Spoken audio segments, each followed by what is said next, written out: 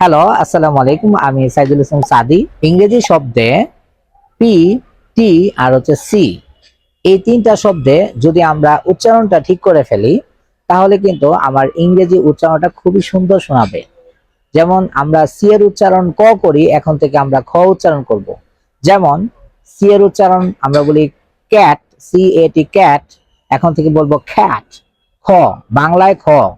আর আগে যেটা ক উচ্চারণ করতাম, এখন খ।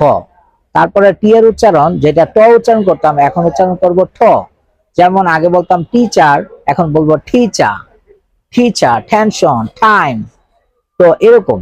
আবার পি এর উচ্চারণ প উচ্চারণ করে বাংলায় প, সেইটাকে আমরা যদি উচ্চারণ করি ফ, বাংলায় ফ, তাহলে সেই ক্ষেত্রে আমার ইংরেজি শব্দটা আরো সুন্দর শোনা যাবে। যেমন আমরা বলি পাবলিক, পাবলিক বলি, সেটাকে থেকে বলবো পাবলিক। পটেটো বলি, সেটা পটেটো।